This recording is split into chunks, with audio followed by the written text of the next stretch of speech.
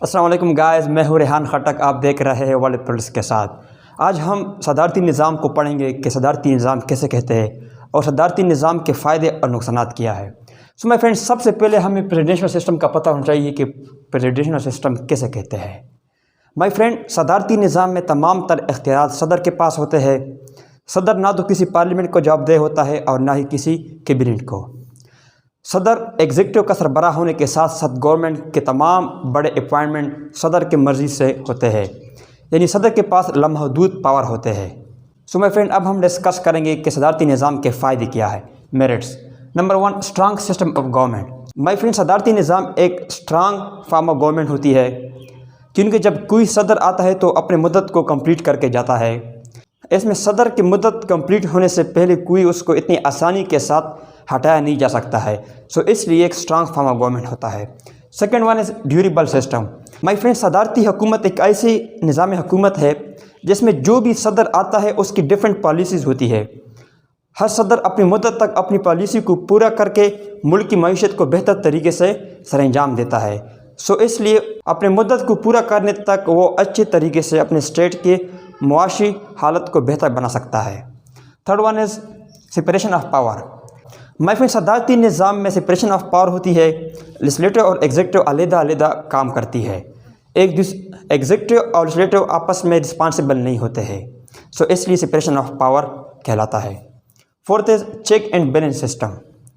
مائی friend, صدارتی نظام میں سپریشن آف پاور کے اصول کے لیے چیک اینڈ بیلنس کا نظام آیا، جیسے امریکہ میں پایا جاتا ہے۔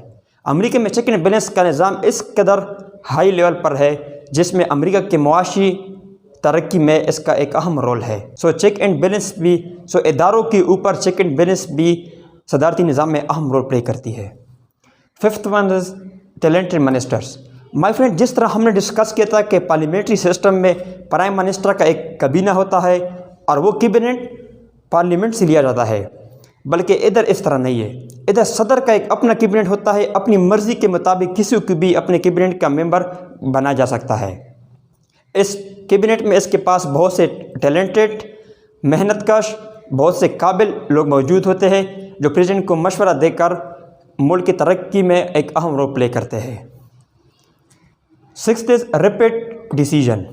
صدارتی نظام کا ایک سب سے بڑی خوبی یہ ہے کہ یہاں فیصلے بہت جلدی ہوتے ہیں، یعنی جب کوئی ہنگامی حالات میں کوئی فیصلہ کرنا ہو تو صدر اس کو کر سکتا ہے، کیونکہ صدر نہ تو کسی پارلیمنٹ کو جواب دہ ہے اور نہ ہی کسی انتظامیہ کو جواب دہ ہے، اس لیے فیصلہ دے سکتا ہے۔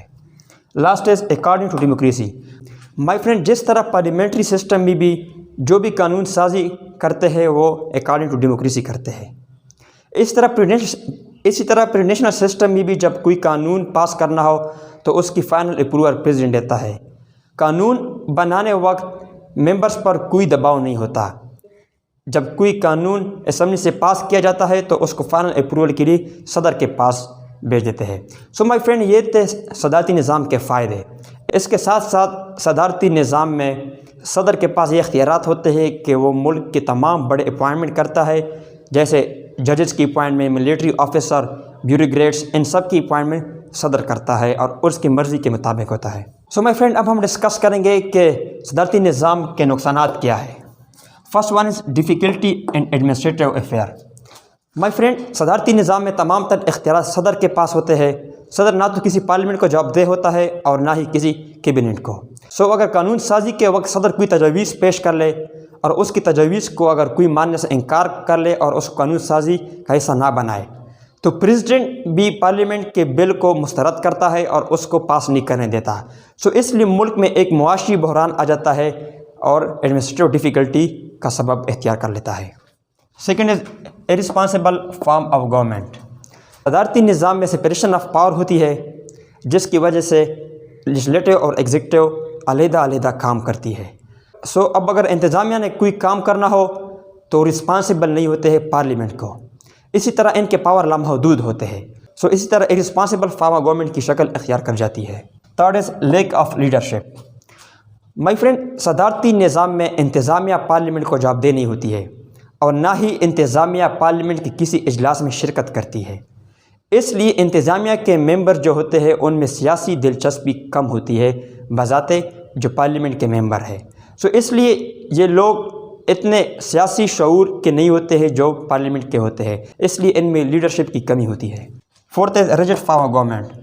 مائی فرینڈ، جب کسی بھی اسٹیٹ پر کوئی حکومت آتی ہے تو اس کا ایک ٹینیور ہوتا ہے، جیسا کہ 5 ایئر، 6 ایئر یا 4 ایئر۔ اب اس ٹینیور تک پریزیڈنٹ یا پرائم منسٹر اپنا آفس جاری کر سکے گا۔ اب صدارتی نظام میں جب کوئی آ جاتا ہے تو اپنے ٹینیور تک اپنی پالیسیاں جاری رکھتا ہے۔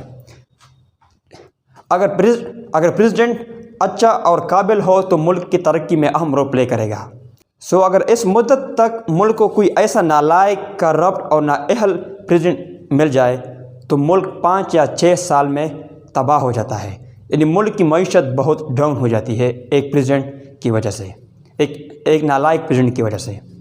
Last is absoluteness of the president. My friend, کبھی کبھار ایسا ہو جاتا ہے کہ president one hand government start کر لیتا ہے، یعنی پریزیڈنٹ سمجھتا ہے کہ پورا ملک میرے انڈر ہے، اپنے اختیارات کو صحیح طریقے سے استعمال نہیں کرتا بلکہ ایک ڈکٹیٹر کی مانند قرار دیا جاتا ہے۔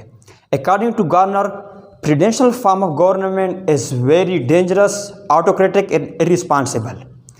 مائی فرینڈ، یہ تھا پریزیڈنشل سسٹم کہ پریزیڈنشل سسٹم کیسے کہتے ہیں، اس کے فائدے اور نقصانات۔ مائی فرینڈ، اب آپ خود اندازہ لگائیں کہ کسی بھی کنٹری میں پارلیمانی نظام صحیح رہے گا یا پریزیڈنشل نظام صحیح رہے گا۔ اب اس کے اوپر کریٹیکلی انالیسس کریں، نیکسٹ لیکچر میں اس کے اوپر ہم کریٹیکل انالیسس کریں گے۔ مائی فرینڈ، اگر ابھی تک آپ نے میرا چینل سبسکرائب نہیں کیا تو سبسکرائب کر لیں اور بیل آئیکن پر کلک کریں۔ Thank you.